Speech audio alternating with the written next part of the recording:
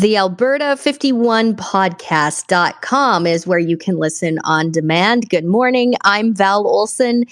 This is a mic check, mic test. 1, 2, 3. Coming to you live from Arizona. Today we have a great show lined up for you. Greg Meekin stops by, and another Meekin is on the radio program today.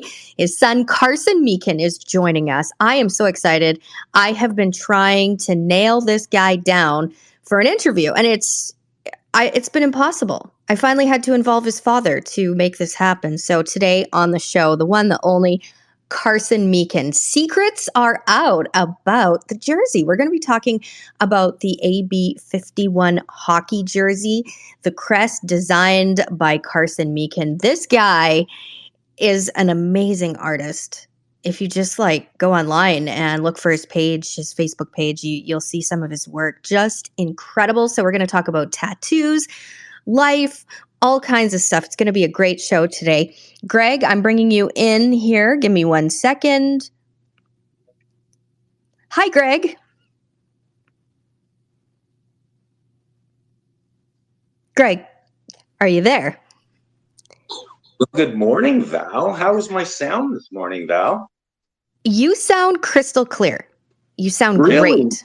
Yeah. Nice. Can you hear me in Arizona City? How am I coming through this morning? You are perfect, Val. You're perfect. I hear you loud and clear. I don't know about you, but I'm excited to wake up in Arizona today, and I'm really excited for this episode, Val. I'm really excited for this. I'm really excited too. I was just sharing in the green room with our listeners that I have been trying to nail down Carson Meekin for an interview, and I had to involve his father because this guy is busy. He's uber talented. When you see some of his work, I am so impressed. Of course, he is the artist on your book cover, Why I Came to America and What I Think Now. That is his work, and we're going to get into his latest work today on the show.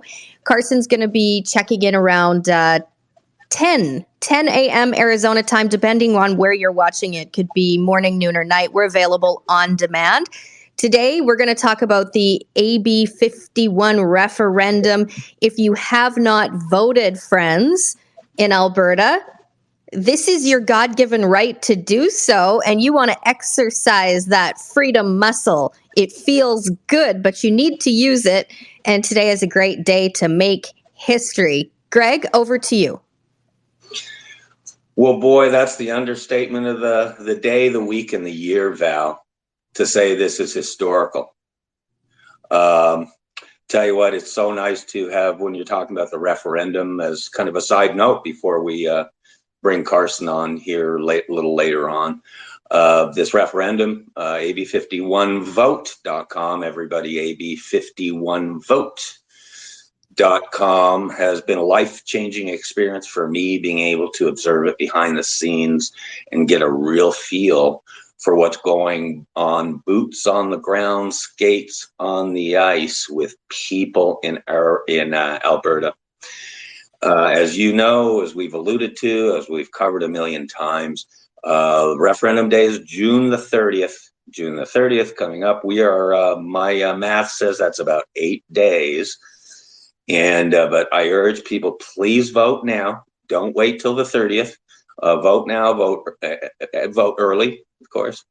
And it's been an amazing experience just observing the outpouring from Alberta people. We'll talk about it more in broadcasts coming up, especially as we get closer to June 30th. But a final reminder, is a fun little note as we banter early in the show, is July 1st is coming up, ladies and gentlemen. July 1st, which will feature a relaunch release of the Blue Angels video, Val. The Blue Angels, which you broke a year ago, July 1st.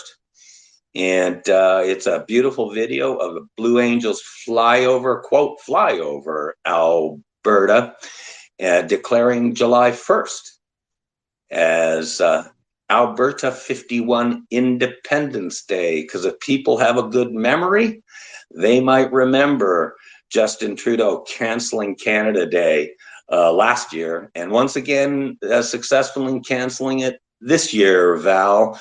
So as the video, the Blue Angels video says, if you want to cancel Canada Day, the United States is happy to oblige. And July 1st, win, lose, or draw, is declared Alberta 51 Independence Day, USA. Back to you, Val. You know, if your own prime minister cancels Canada Day, you've got a real problem. I'm just so thankful that the USA is waiting in the wings. It's like they always have our back. Protector, defender, and friend. That's the truth. Carson Meekin is in the green room. So, Greg, I'm going to pass it back to you for a minute while I get Carson settled here on the Alberta 51 podcast. Sure. Thanks. Number one, it's going to be a great show. As you mentioned in your promo on Facebook, this is the first time it's father and son, Greg Meekin and Carson Meekin, on the radio at the same time. It has been just a blast chatting with him, chatting with you about the show. It's going to be awesome in terms of what new info will come to the table. Of course, especially Carson's incredible crest. The crest design for the Alberta 51 hockey jerseys. We'll be talking about that.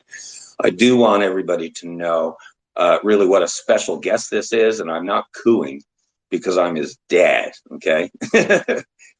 I'm cooing because this kid, I'll call him a kid a bunch of times in the show today, Val, like I call you a kid, I think, Val, right? Because you guys are younger generations. Carson, God love him, is 33. He's going to be 34 on July 31st. And as I joke, I'm still worn out from raising him and his brother, his twin brother. But he's been an artist since he was literally just out of diapers, Val. He's when you have a student or a child who's gifted, and you never have to worry about whether to or not to find the gifts, because the gifts will reveal themselves. And Carson revealed himself very young, just what a gifted artist he is. And it translated to now 33. He's collaborated with me on a number of things. First one being the cover of my book, Why I Came to America and What I Think Now. It became a masterpiece cover. Next cover, the book that's coming up, Why I Came to America and Can We Even Fix This Mess? He's already designed that cover. And as you know, Val, he beautifully designed the crest, the hockey jersey crest. It's a commemorative crest for the Alberta, USA hockey jersey, and that's what we're going to be talking about today. But just as I'm so excited, Greg. Oh, can I ask a quick question while Carson's just getting settled here? He is in the green room. He's just lounging back in our fancy chairs. Carson, all I need from you before you come into the show is to click on your name. There is an invite waiting for you. You just need to accept it and take your mic off of mute. So accept that request, and then you can come on in. I want to go back to when Carson was in diapers, when he was a toddler, and walk me through. Did he ever, show his artmanship on your walls with Crayola markers by chance? Or when did you know this kid was really gifted? You know what's funny, Val, that you bring this up? He wasn't that kid. He wasn't a scribbler. He went straight to artwork. But it's so funny, as we were, you always show prep, and I started kind of thinking about this show yesterday a little bit. I said, is there an anecdote or a story I could tell about Carson that really maybe is a first-time release story, or that really indicates who he is as a human being? And I found one. Do you want to hear it, Val, while Carson is ramping up his mic there? Do you want to hear this quick anecdote? Yeah, absolutely. Okay. When your next guest, Carson Meekin, was 5 months old, maybe 5.5 months old. We were living in Seattle. This was back, Val, in 1989. Goodness. He was 5 months old, and Deborah and I decided to fly back to Montreal and then fly down to Florida as the unveiling of the grandkids to the grandparents, right? My mom lived in Montreal. Right.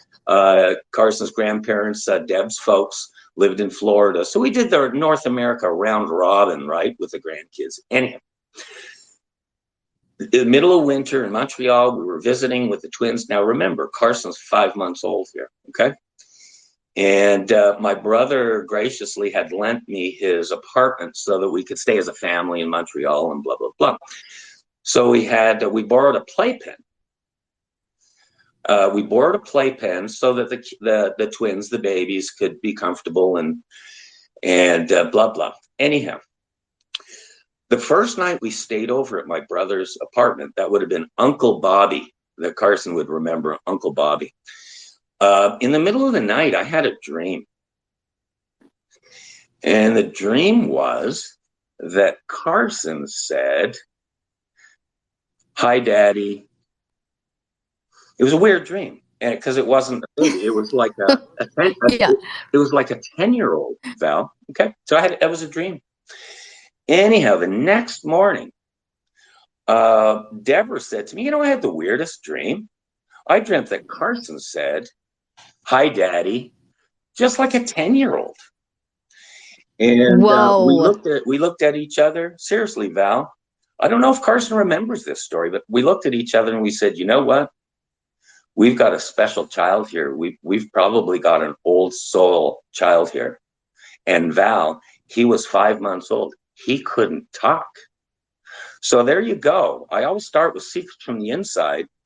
And there's a good one for you right there. If I can, I know Carson's getting ramped up here. I'm just going to turn the mic back to you, Val.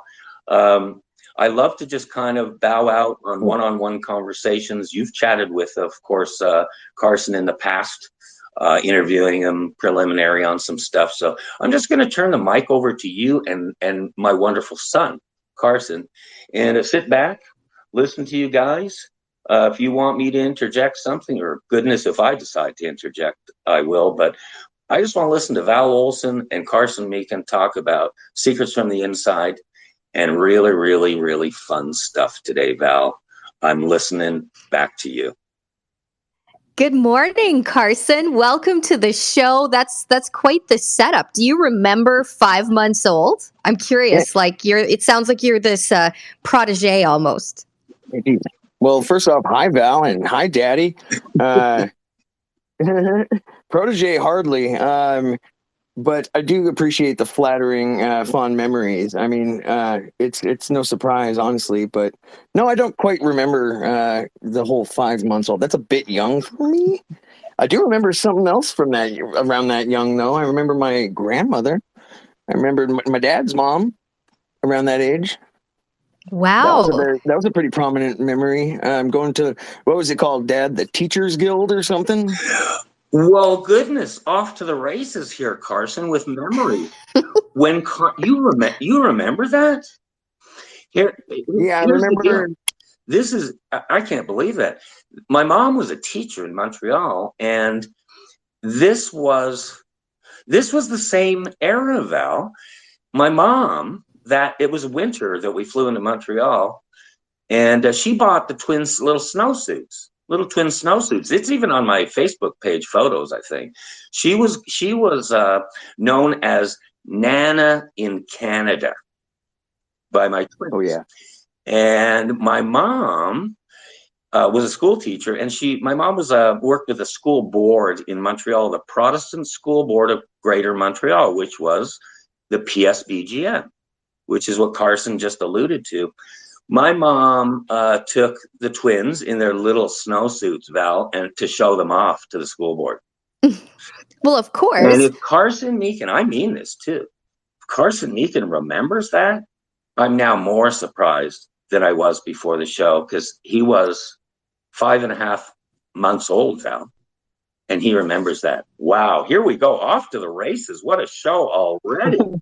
That's incredible. That's probably the youngest I've heard. I know I have some of my first memories at 12 months old. So I guess I'm not that special. We can't all be, Val. It's okay, though. Well, Carson, this show is all about you and your many talents. You are kind of like a mystery man or a junior mystery man because Greg very much is a mystery man, always dropping secrets on the show. So I'm going to settle back and I'm looking for like double the secrets today to come out. Let's go right into your talents. In front of me, I'm going to bring our listeners up to speed because a lot of our listeners are very interested in the Alberta 51 movement, and there is a demand for this limited edition hockey jersey that you and your dad did together. But obviously, you're the star of the show here with the crest, and there's so much on this crest. So let's start there. Tell us, some of the highlights of the crest and just special memories while you were making the crest. Well, I mean, as my dad, I remember listening earlier when I was tuning in to him setting me up, and we've collaborated a few times now. He always comes to me whenever he needs me to pull, the legwork for all of his projects. I'm used to it at this point. But I don't know, like you said, I've always just kind of been artistically driven. And with this guy, especially with this crest, I knew that it's got a pretty important movement behind it. So I knew that it has to be special. And I knew that it had to have a lot of meaning with it too. I'm not 100% sure where you want me to start. You want me to just start diving into some of the meanings within the crest? Well, how you've described it is really, really good because every people group, and this is a big one, people that are like-minded and love their freedom and love their heritage and just have it in their DNA that they are born to be free, that they have God-given rights. That's the type of people you want on a hockey team, right? So to start this movement with an identity, there's so much identity jam-packed into your logo that you've created. I can't do it justice by describing it. I want you, the artist, and this is for the first time on international radio, where we have the artist talking about the Alberta 51 USA hockey jersey. Mm-hmm. Well, geez, no pressure there, right, Val? We're all friends here. Yeah. So, well, right away, I mean, initially I wanted to somehow pay tribute to the Alberta flag. I initially had to kind of keep with the same general color schemes of it, with the red, white, blue, and gold that I noticed on the flag. The flag has that beautiful white and red cross on top. It's got that beautiful field of wheat on the bottom. But at the same time, it looks a little boring, if you don't mind me speaking, kind of. I mean, it needs a slight update to it. That's kind of what I was feeling when I saw it, and that's why we had to do the nice little flays of wheat up the sides in the logo. It's a big piece of Alberta's history, and so I felt like it was appropriate to just kind of bring it all to the front a little more. Then I mean, a lot of it with the Bridge of Peace spanning across the middle. I'm wondering how many people are going to get that reference, though. That one's a little more obscure. What does it mean? Why did you position it there? Well, it almost looks like a spear too. If when I looked at it, I was kind of looking for all the secret meanings behind it because there's a lot of double meanings. You look at it one way, it says this. You look at it another way. So talk about the bridge. Why did you use that, the Peace Bridge? Well, I thought the Bridge of Peace was the perfect monument. I mean, it's a pretty interesting looking monument over in Alberta. It's one of the more unique ones that I've seen in a long time. It's got a very interesting design on the bridge, and I thought that'd be very enigmatic to bring to an actual bring it to attention, because not too many people, I'm afraid, are aware of the Bridge of Peace and the message behind it, simply just in the name alone. I think it's beautiful. It's a good message to send across. Just like no matter where we go in this whole journey, we go in peace, of course. And like we want to make new friends. We want to start new chapters in our lives. And peace is always just a good general mindset to have in that quest. I also made it a point of having the First Nations logo or symbol right above the bridge, as it was supposed to be. It's supposed to be a symbol of peace with the First Nations of Alberta, because they're the ones who've been there since the beginning, of course, and that's what the teepees were right above it, and it's a tribute to them, the natives up in Alberta. And behind that, I decided to go with the gold plane behind it. It's more to represent a sunrise, that twilight glow in the morning sun of just a new day, a new start, and a new beginning. And I figured with Alberta becoming the 51st state of America, I mean, what is that but a new beginning and a fresh start? And it comes in peace as well. So I figured the symbolism would kind of, it might get a little lost with some people, but now that that individuals can see it now or just hear the description behind it, they understand the concept and why I placed the Bridge of Peace in there, right below the First Nations the logo. I thought that was really appropriate. I love that the teepees are on, the teepees representing home. And I think that's something that whether you're an Indian or not, you can relate to that.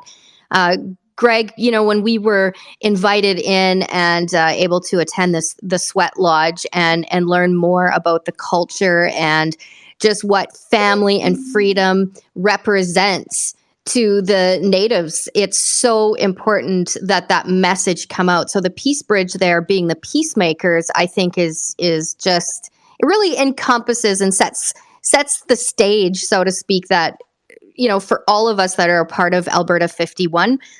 Greg, anything you want to add about that? No, you guys are hitting on nice stuff here. What I just want to just kind of toss in is how the crest evolved, how the logo evolved from beginning to end. A lot of folks don't realize collaboration, like Carson's talking about, where I will call him for a specific project. And this one was, hey, want to do a hockey crest, and it's going to be a tribute to Alberta, and of course, Alberta 51, a freedom movement, a movement in celebrating peace and freedom, and as he says, direction moving forward. And just you touched on the teepees. It was so interesting because this is what evolves. We had gone through at least 5 or 6 drafts of this, as artists and producers do.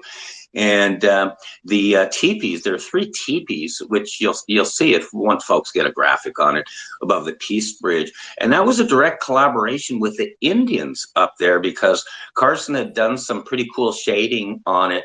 But I talked to the Indians up there, and they said, kind of, let's go with teepees or the home front. And that's where I learned, Val, that's where I learned how important the home front and family and tradition and culture are to the Indians. I knew that, but it took kind of Carson drawing it and bringing it to life. And what's cool, there are 3 teepees that are in red at the front, and then there's shadowing behind it. The Indian nation up there recognized this as the true pioneer 1800s teepees, and the shadowing representing really the past and present of the home front in Alberta. Not just the Indians, but as you say, Val, all the citizens, how important the home front and family and freedom and, yes, faith is to all of us.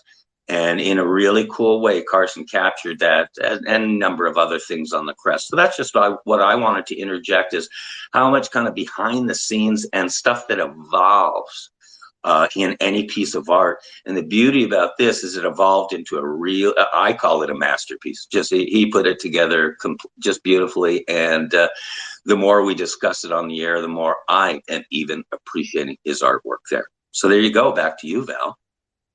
Oh, it's so beautiful. I really love beneath the 51 is the gold star standard. Mm-hmm. So how did that come to be? Well, geez, Dad, God bless America and God bless Alberta to that. That was fantastic. You've always been so eloquent, Father. um, He's I got so polite. yes, but that's just my radio personality towards Greg. But it's okay. The Gold Star. I mean, like, of course, the 51st state. I mean, it's that one's pretty self-explanatory. I decided to go with the embossed star right underneath the 51. With the 51, I also decided to make the 51 a really bold black to kind of symbolize the oil industry, because that is a part of Alberta's history with the Yes. 51. I didn't want to necessarily make that one of the drawing points of the crest. That's why I decided not to go with like the full size oil pumps and stuff like that, because as everyone's moving towards like a new green movement and towards trying to reduce global warming and all that stuff, and I figured oil and coal and fossil fuels are kind of all just, they seem to be almost a dying industry, even though they are very prominent still. I figured I could tribute it some way without actually like trying to suppress the the evolutions in technology, and like with Alberta and in the world. I mean, everyone's trying to go green nowadays. Yeah, Well, Alberta oil it's in our lifeblood, it and is. let me tell you that oil still fires up. The washers, the dryers. It runs everything. So we love our Alberta oil, and I know that that's one of our strengths, and of course the strength being in our people as well. Now, why is there a bird? There is a bird on the crest. Tell everybody about the bird and why it's this bird in particular. Well, Val, that's not just any bird. That's a red-tailed hawk. Yes. The red-tailed hawk actually carries a lot of significance. One, it wasn't the original bird that I put on the crest. The original bird was a great horned owl. And that's like, as my dad was talking about, how we've done a lot of collaborating, and we've done a lot of drafting with this crest. And this isn't the final crest, isn't necessarily the first design that I put out. The red-tailed hawk was one that we decided to add in later to go along with the Indians up in Alberta. Well, to really because the red-tailed hawk holds so much significance with the Indians up in Alberta. It's a symbol for vision. I mean, the birds are flying so high in the sky, and they're soaring. They have clear eyesight over everything. It's a symbol of clarity. It's a symbol of connecting with their spiritual sides. It's a really powerful animal up to the Indians up there, at least based on the research I've done, and based on what my dad relayed to me from the Indians themselves, especially with the original. So oddly enough, with the horned owl, as much as I like the horned owl as a pretty bird, up in the crest, and it is the official bird of Alberta, and that was the original reason why I put the horned owl in there. It's actually considered a bad omen for the Indians. And so we decided it's probably best not to put that there. Yeah. Considering that we're trying to go with a message of peace, and we don't want to scare anybody away. But there's a few things with the hawk itself. In fact, so we got the red-tailed hawk to as a tribute to the Indians. I also wanted to throw a couple of things in with the hawk. So there's a reason why it's in the pose of the eagle from the American seal. That's a tribute to the U.S., where we're trying to become the 51st state. Not only that, that's the same reason why I have the head tilted to the right to show that tribute. I wanted to model it after the seal eagle. And then with that, I also simultaneously wanted to show so I'm sure you're familiar with the Eye of Horus symbol. It's generally represented by a left eye. So that's another reason why I wanted to have the bird looking to the right, exposing its left eye. because the Eye of Horus is a symbol of strength and protection, and I just figured it's always a good sealed, good little finishing touch just to add that into any piece, really. Okay, I'm looking right now at the tip of the arrow that Yes. you have built into this. The arrow represents what? The tip of the arrow, you're talking about the A? Oh, 1 second here. Well, it's multi-dimensional. That's the thing. Absolutely. I mean, it just depends on which way you look at it, but it looks like a very powerful arrowhead tip. Yeah. And Well, I mean, go again, ahead. it's about that strong, direct, forwardal direction about getting this, because like Alberta 51 is a huge movement right now. It's only gaining traction, and you need to fly straight. You need to fly straight like an arrow, and it might be a little wobbly along the way. I don't know if you've ever seen an arrow in slow motion, but as long as it's tried and true and it hits its target, Whoa. I mean, heck, why not? I mean, it's the whole thing. The whole design was kind of geared. It's not necessarily an upward pointing piece. It was more of a perspective piece.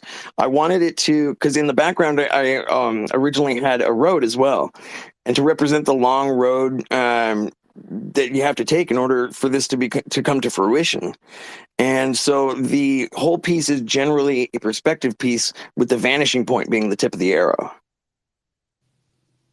Wow, there's so much. Like, I mean, I'm just staring at it right now, and it all depends on which way you're looking at it. You can pull so much out of it. Greg, so many hours went into the planning between you and Carson. What came out? Take us behind the scenes. Did you guys grow like as father son working on this venture together? And do you feel like you're seeing another side of your son, perhaps? Oh my, did we? Well, goodness gracious. Yes, the answer is yes, Val. Every creative piece, especially that's collaborated between two artistic people, for example, Greg Meekin and Carson Meekin, is an evolving process. You begin it, and then you evolve through it, and eventually come, after many reworks, to a finished product. And as I joke, it sounds cliche, but you know something's a finished product when it sings to you. It just sings to you, you know it's right. The behind the scenes here was, and this is, the crest is not, as they say, the first thing Carson and I have collaborated on. There's probably been maybe a half dozen, maybe a dozen things over the years. And as with this crest, I made a phone call to him.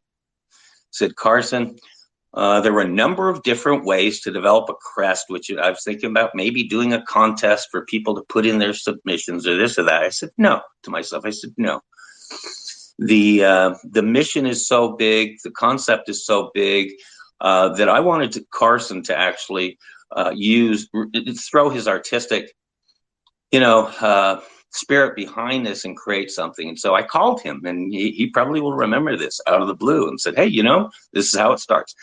Want to design a crest, don't know what we want to do here. I've got 3 or 4 or 5 things I want to be included. It's got to be a tribute to the Alberta people, the province. No idea where it's going to go. I just lay out, as quote visionary that I am, of what core elements I was looking for. But number one, needing to be a one of a kind, hopefully a masterpiece. I didn't think it was going to necessarily. You never expect a masterpiece with any piece of art, but it's starting to grow on me right now that this truly is a one in a million. But so this is the beauty of collaboration. I throw these ideas by, and then Carson, whether it's hours later or days, depending on the collaboration, will throw a draft by me.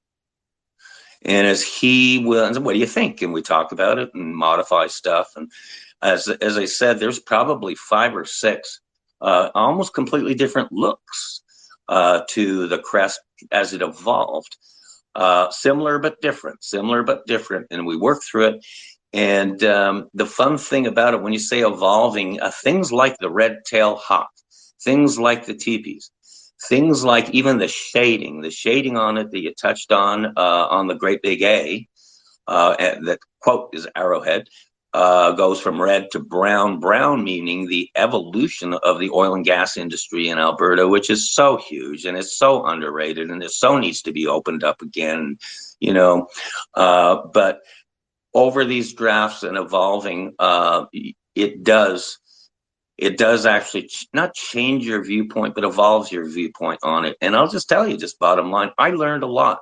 And I learned a lot from the Indian Nation during this piece. And I learned a lot from my son, Carson, because I will say these parameters, I'll share these parameters as a visionary, but I'm not a drawer. I can't even draw a stick man, Val. I can't even draw a stick man. But then Carson comes out with even his drafts are masterpieces. Val, you can actually tell an inside scoop about this in that you saw a number of these drafts as we were working on it, because of course Val Olson News is where New News gets its news. So you were on the inside track there. So bottom line, yes, you evolve, and yes, things come out usually better than you think. And indeed, the fun part is the backstory, the history of how it came out beautifully. And in the end, that's really the story of Alberta and Alberta 51. Lots of drafts, lots of revisions, A little rough around the edges, evolving, and then boom, you got a beautiful finished product, just like Alberta 51 USA. This is the Alberta 51 podcast. We cover everything Alberta to USA. Don't forget, you have the opportunity to make history. Yes, you, if you have not voted on our upcoming referendum, June 30th, 2023, do it. Do it today. It's so easy. It's so easy. And you're seriously making history. You're changing the outcome for you and your family by having your say. I know it's hard, Alberta. You've heard promises, you've heard things, and you're discouraged, but this is the real deal. So get on our website, ab51vote.com. Vote yes, no, or undecided. It's your say. Just don't pass the buck. Do not pass the buck and expect a politician, some loser politician, to make a decision for you on the question of your lifetime. It's a yes or no question. Do you want to leave Alberta? Yes or no or undecided, but have your say. Don't walk away from this. Make history today. It's the Alberta 51 podcast. I'm Val Olson. Today's guest, Carson Meekin, Greg Meekin's son, is on the show. We are talking all about his crest, the Alberta 51 USA hockey jersey, and you are hearing it from the artist himself first. So, Carson, I want to give the floor to you. Just share what's on your heart, things we may not have mentioned yet about the crest. Well, gorgeous segue. A51 is a very powerful. It's a very bold thing. It's people are passionate about this, and I'm honestly, I just want to say thank you for having me here, Val. This really is history. It's a historical movement, and just by voting, people get to they get to have their role in it. And I just want to say my hat's off to you. That's awesome. And yeah, like my dad was saying again, to expand on evolving. I mean, this whole thing has been a process. I mean, art always is, and it's just about kind of given the parameters that you get and churning out something meaningful out of it. And he tapped on the two-toned aspect of it as well. The red and the brown, and it's more of a burgundy personally, but he's spot on though. My dad is when he's talking about mainly like the darker side of Alberta. It's representing kind of like the past and what's all being left behind, and then the brighter side of the entire crest, representing the future that's coming. And there's so much more that I was throwing into this thing. I was trying to just little bit by little bit piece in there, trying to live up to this whole mysterious reputation that you guys are painting me as, and and all the way down to the 13 tail feathers in the red-tailed hawk, merely because 13 is my favorite number, and I don't think there has to be any more reason than that. Well, there could be. I didn't notice that. 13 tail 13 feathers. colonies of America. There's 13 colonies. The original colonies. But no, there is one more thing about the hawk that I did want to add in, because there's a reason why. So I call back to when I was mentioning how I wanted to model it after the eagle in the U.S. seal. There's a reason why his talons are also empty.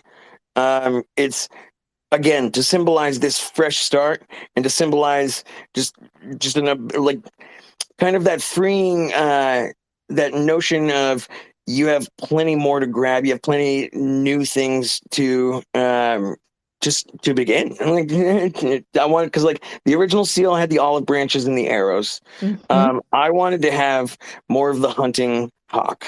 I wanted to Ooh. have a free hunting hawk in there, free of any responsibilities at the moment, so it can feel free to grab what it needs to. Honestly, to put it slightly sillily. Is sillily a word? I don't think it is. I love that, Carson. I love it. That is so powerful. I want to Yeah, just stay there for a moment because when you stop and think about it, 13 tail feathers, okay, that represents the 13 colonies. And this literally is like a family reunion for Alberta, and Alberta is searching. So it's very appropriate that you're symbolizing they're on the hunt right now. They are hunting, and this is like the hunt of a lifetime. exactly. They're This, hungry. yeah, they're hungry. Yeah, that's so good. Okay, carry on. Carry on. Um, well, I mean, as we're hitting on the evolution of the crest, I mean, all along, like I always get excited about collaborating with my dad. I don't know why. He always just has to have me as the muscle and the brains behind the operation. But you know what? Like I said earlier in the show, I've come to terms with that, and I've accepted it as my responsibility as the best Meekin in the family. Um, and yeah, I mean, I darn near write his books for him, but I need to give him something to do. Um, and that's just the kind of guy I am, though. And yeah, it's just he gives me little tidbits of information to work with. Very little to work with, unfortunately, but just enough for me to kind of start pulling it out of my head a little bit. I don't know where it comes from. I'm still trying to figure out the space that it does. But it's exhilarating for me. I think the first draft that I had to put out for that was like the following day from him hitting me up for it and from calling me initially, and it feels so good to just. I've been doing a lot of talking with some friends of mine about like manifestation and creation and creating, and I was thinking about like from the perspective of like say some entity, some being that lived for thousands of years, if they look down at us, just these little monkeys on a planet, they're just trying to blow each other up. They look at us and they would see us with this ability to to create just anything that we want. We can manifest anything that we want that we set our minds to. And that's one of the funnest things about art to me. That's one of the most powerful aspects of art to me is that I can take something, I can create something from nothing, purely from using my mind.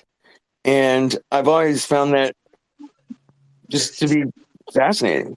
And any one of us can do it too. Like, for anybody to manifest whatever they want, their own destiny, they can, as long as they put their mind to it, and we're all creators of anything, our own fate.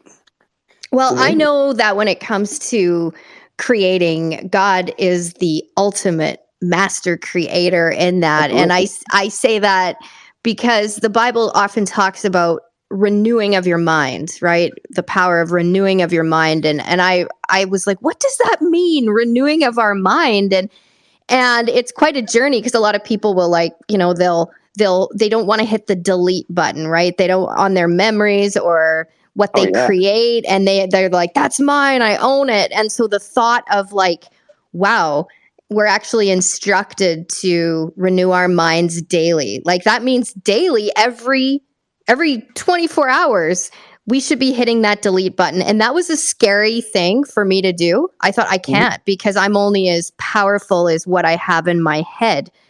And I would challenge you on like unpacking that. What does that mean? I did it, and that's when I really let go of a lot of stuff that didn't need to be there and made a pathway so that God could work in me and through me to new places and new spaces. So just throwing that out there. Yeah, it's cool. It's really cool. It seems like you've like let go, and you're free to create in your art.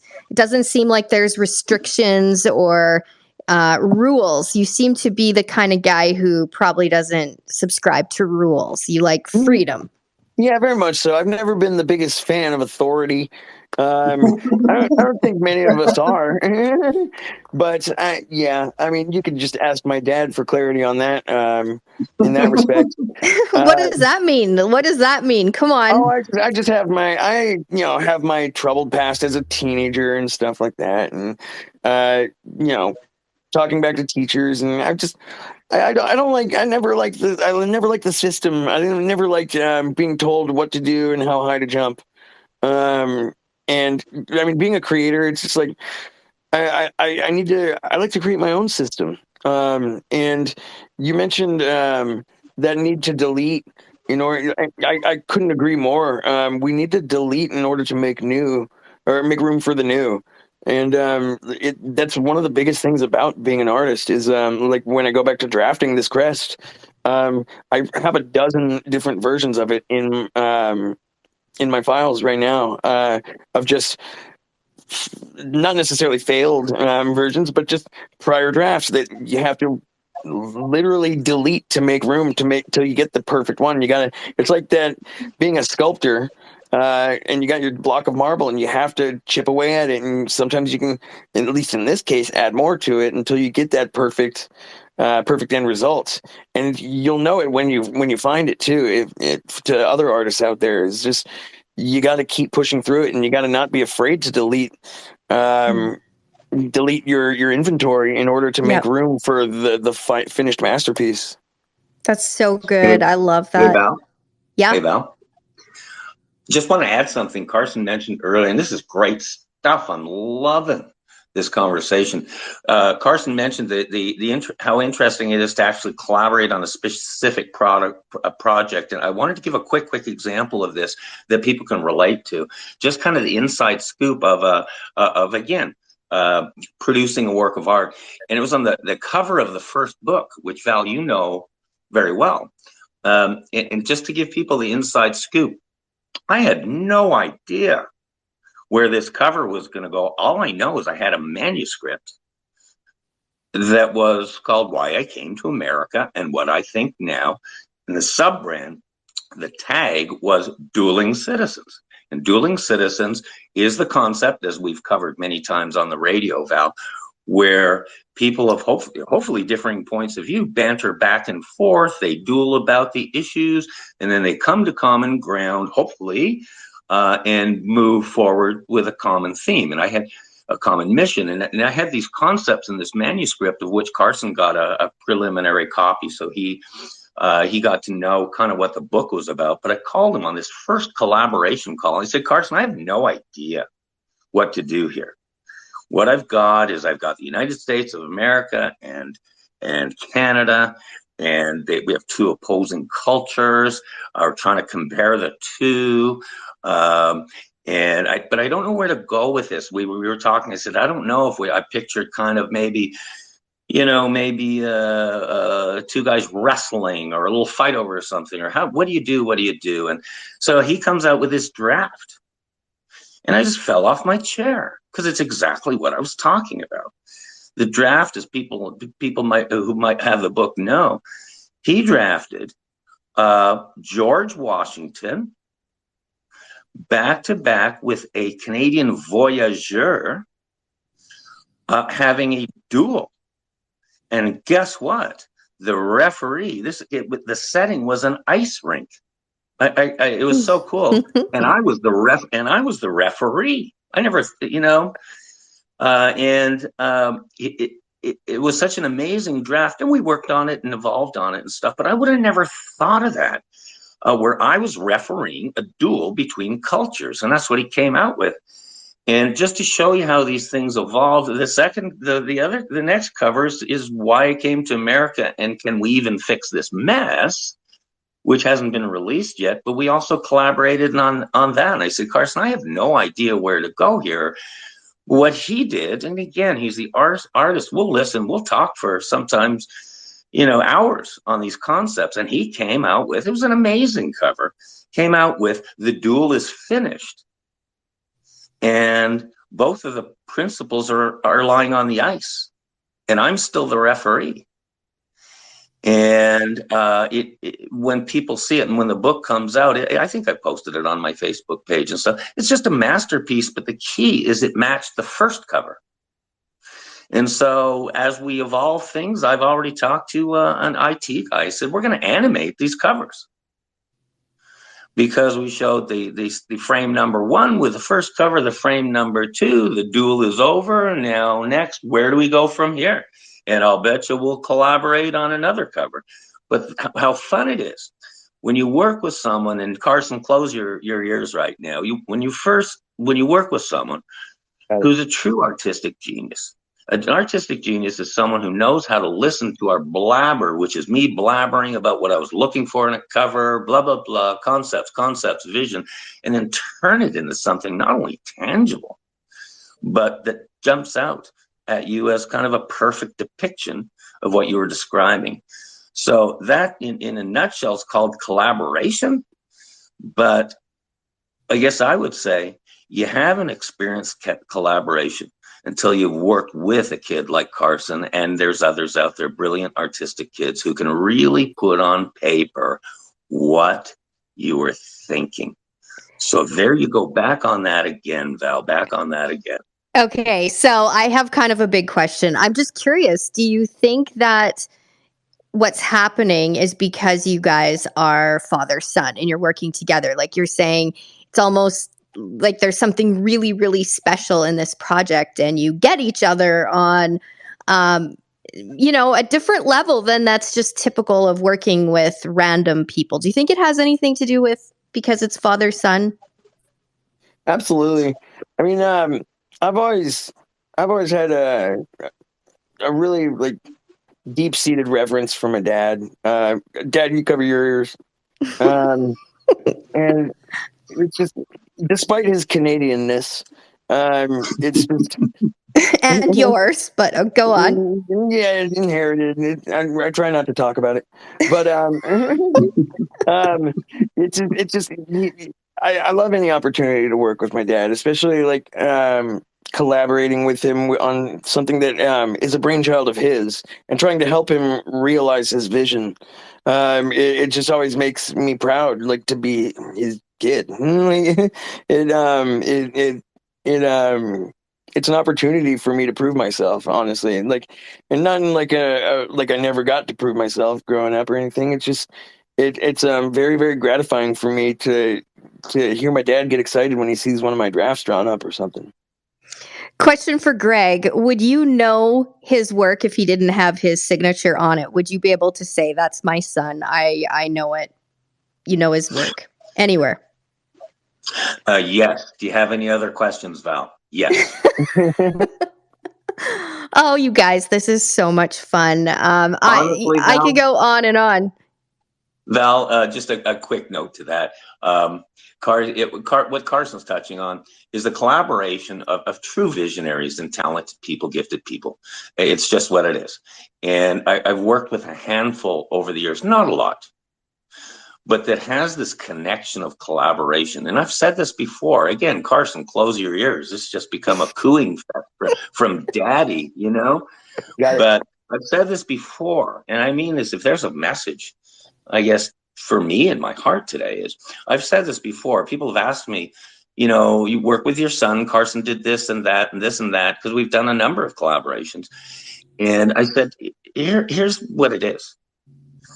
Whether I like it or not, I'm a true visionary. I see stuff, However, once again, I can't draw even a stick man, Val. So, but the collaboration, I've said this before. I said, no, My son Carson is a complete professional.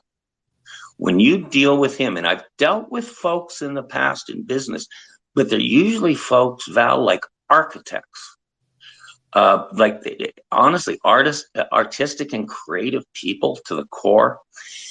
And there's a lot of artistic and creative people in the world, but there's not a lot that can actually put it to paper.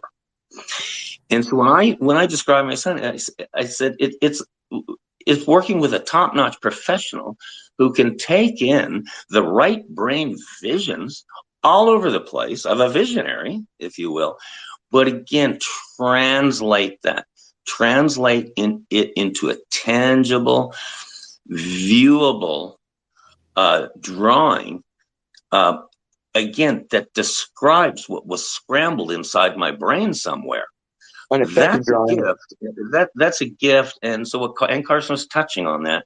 And honestly, you don't run into many people, even during the course of your lifetime, where there's that kind of connection, collaboration. So Carson's a young guy. He's 33, going to be 34. But I assure you, he's going to be around for decades, and his artwork is going to be very well known down the road, because anyone who looks at it, anyone, and again, including his past stuff, they know there's something special there. They really do. And Carson knows that too. I know that. And everyone who's looked at his work knows that. So if I had a wish or a prayer, is that he continues to evolve on his gift. And just like I say, Maslow's hierarchy of needs, where he attains the top of the self-actualization and realization, where he's truly perfected his gift and is recognized for it, whether it's countrywide or worldwide. So there you go. You can open up your ears again, Carson. I've been bragging about it again. What was that? How does that feel? In all seriousness, you're a man now, Carson. You're not a little kid, right? You get to, you're living your life, you're living your dream, but you're hearing, just what it's like to work professionally with your father, and how he speaks to you on the air and off, speaks about you. How does that make you feel? Oh man, hardly like a man. But then again, working with Greg, sometimes it does feel like he might be the younger of the two of us.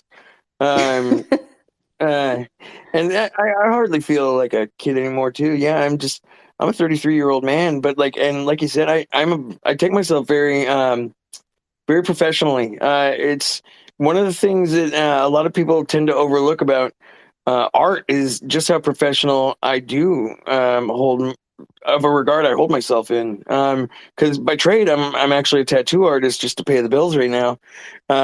And it's just it's so gratifying to be able to help people realize their visions, like my dad was saying. Because every time I'm setting up for a new tattoo, I provide a custom design for people, and it's like every once in a while, for example, the last shop I was at, every once in a while you get those customers that come in and they show you a picture of something that they want to get done, and I'm like, okay, cool. Can I play with the design a bit? And like, so no one wants to have someone else's tattoo, of course. And every once in a while you get those people that know I want this exact design, and that always seems a little soul killing to me. Like it's just it doesn't allow me to express myself through my art, because you're just wanting a clone of something else, Right. and and especially if you're going to go into a situation like putting something on your body for life, you want to have something original, don't you? And it's the same with any illustration I do. It has to be original. It has to be something no one's seen before. It has to be fresh. And it's frankly, I think that all of the things that we've collaborated on with the crest, with the book covers, it's all been completely from scratch, and it's really, really exhilarating. And I still, even though I've been doing this for 30 years, drawing, and it's just from drawing like 12-legged cats when I was 2, because I didn't quite know how to count yet. all the way up to doing professional grade illustrations for books and album covers and tattoos on a daily basis. It still never gets old, and it's just I my dad always told me, you do a job you love, you'll never work a day in your life. And it's one of those, those adages that has stuck with me for ever since he first told it to me when I was a little chitlin. And it just feels it feels so rewarding to be able to do what I love. I mean, granted, it's barely paying the bills, but I still get to tell everyone that I'm doing what I love doing. And I could say that's miles ahead of what most people are doing. And it's probably all down thanks to my dad. Because otherwise, that was like I said, that was one of those lessons that stuck with me forever. There's a few of those that he taught me that I never let go of, and they were um, mile markers or just guide stones to set my life to. We've And got yeah, time. Why don't you share them? Take a minute well, and just think about it. that Go was ahead. that was a huge one. Is just making sure that I love what I'm doing. Because like I can't tell you how many just dead end jobs. Like being an artist is granted it can be a little difficult to pay bills. You can ask any artist, visual artist, musical artist, anyone. It's the creative industry is it's not the highest paying industry, but um, you learn very quickly that it's not necessarily about the material, and it's not about how much you can make. It's about how much you can create, and how many people's minds you can affect with your creations, and how many people you can inspire. And it's it's it's always so satisfying to know that, especially like with my career for tattooing, like that someone can step away with a custom piece that I pulled out of nowhere and manifested onto their arm or something. And you see that joy and that satisfaction, and like you to know that you legitimately changed someone's life today, for the better, is a really, really powerful sensation.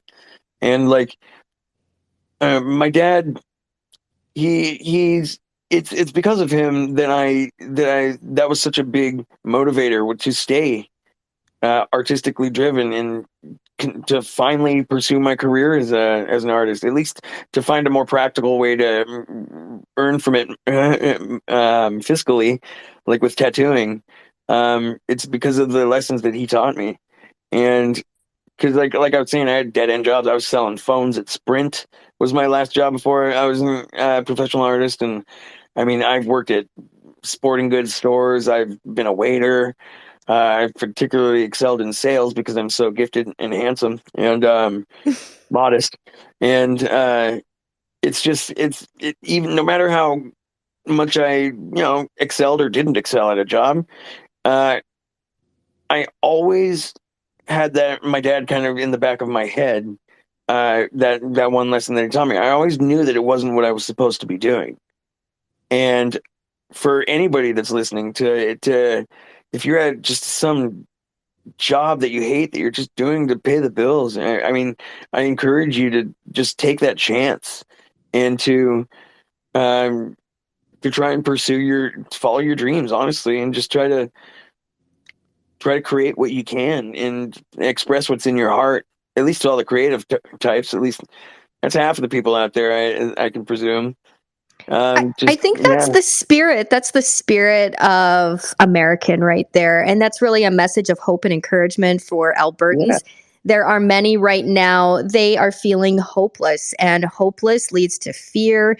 And then fear is just a downward spiral, and it can really suck you in, and it can get hard to get out of that. And so, what you're seeing and hearing today is really, truly what the United States was created from. You know, a family, right? Like yeah, it's that father, son, mother, daughter, dynamic of working with your children and making them the best they can be. And I think what's better than collaborating as adults and seeing what comes out? It's really powerful to see. And I think it's just full of encouragement for Alberta, reminding you at home you're listening through the Alberta 50 on the Alberta 51 podcast.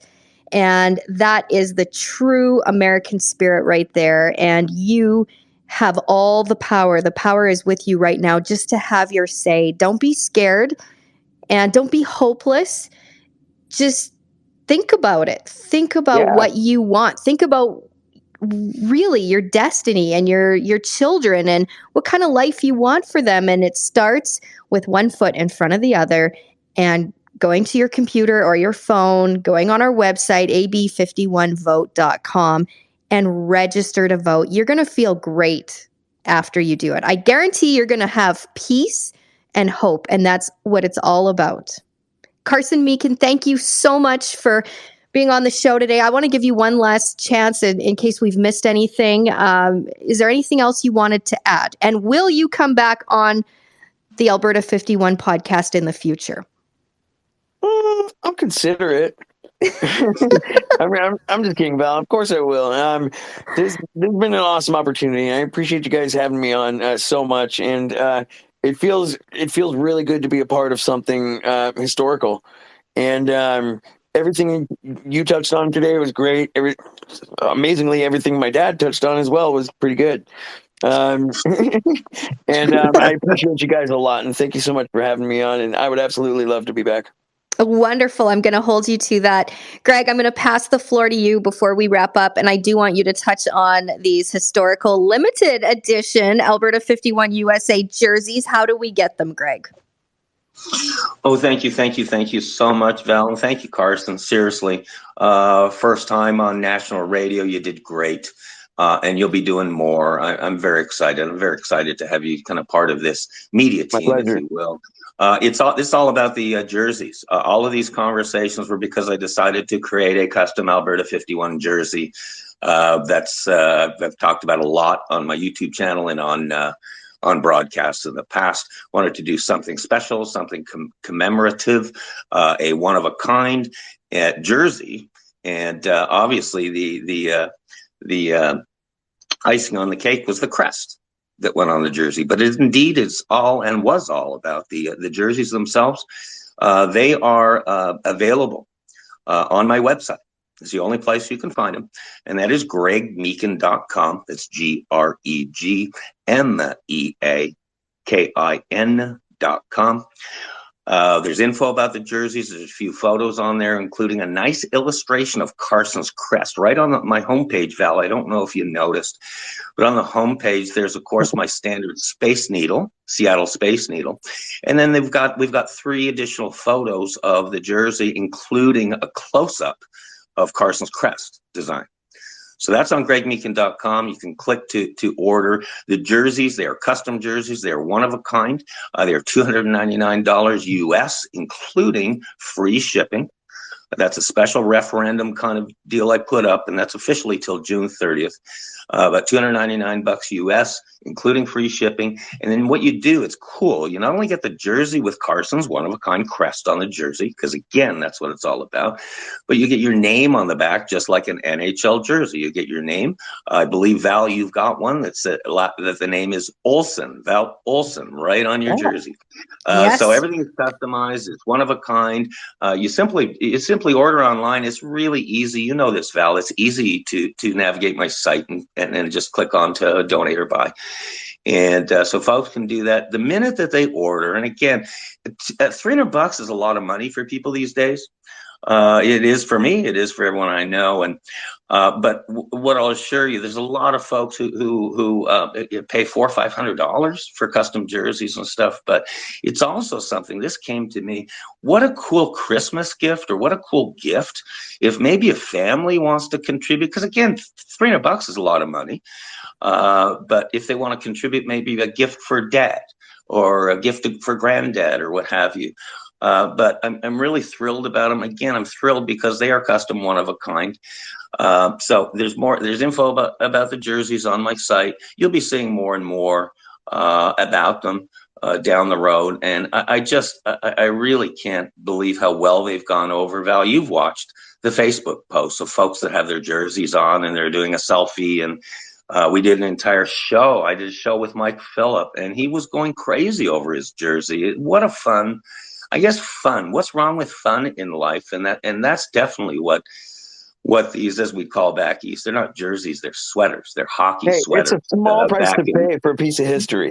That's right. Yeah, exactly. So I welcome everybody really to peek at my site just to see Carson's work close up. I invite folks to friend Carson on Facebook to get to see a little bit of his daily life and his work. I encourage folks, if you want to know about his work or want more info, really, Val, the easiest thing to do is just shoot me an email. Everybody in North America is trying to contact me these days about the Alberta project, so why not have other emails? But either way, gregmeekin2020 at gmail.com. That's gregmeekin2020 at gmail.com. If you want to hear more about Carson Meekin, about the work he's going to be doing down the road, feel free to shoot me an email. If you would like work done for yourselves, he's just a brilliant commercial artist. We'll make it real simple and easy. And again, feel free to email me. And if Carson has time, I'm sure he'll be able to actually produce some fresh commercial work for folks. So I just welcome everybody to get to know Carson, to get to peek at my site. And once again, Val, pulling it right back to AB51. Check out the AB51vote.com website, AB51vote.com, and vote. You can vote yes, you can vote no, you can vote undecided. But all three people that are on this broadcast right now have committed a lot of time and treasure to not only the concept of Alberta 51, but actually showing folks how to vote, how to celebrate a potential historical event by purchasing a jersey. June 30th, tune in to our referendum vote. July 1st, get ready. We're going to have the Blue Angels video flyover again, nationally presented. So just an exciting time. I've been thrilled to be on this episode with you, Val. I really am. And I look forward to more down the road. I really look forward to, Carson will have very soon his own website with a shopping cart and availability, the ability to be able to order directly from him if you do want his creative talent brought to the table with whatever you envision in your life. So there you go. Back to you, Val. And thank you so much, Carson Meekin. You did a great job today. It can be nerve-wracking going on radio for the first time. So you did an excellent job. And Val Olson, as usual, you've been a fabulous host. And remember, Val Olson News is where new news gets their news. And you showed that, Val, today. Oh, thanks, Greg. So these jerseys are one of a kind. They are a history-making piece of art, and you definitely want to consider that. I love that idea as a gift for someone who loves freedom. Who better than your own family? They are true to size, and they are so high quality. I am packing mine. I'm going to wear it all across Alberta. So watch for me. I fly in to Alberta tomorrow. So friends and family, you want to talk statehood, you want to talk freedom, I will be boots on the ground. This is the Alberta 51 podcast. You can find us online, ab51podcast.com. And for updates, don't forget to follow the AB51 project movement that's happening on Facebook, TikTok, Instagram. AB51 project is everywhere. Visit their website, buy a membership, and support freedom today. God bless America, and God bless Alberta.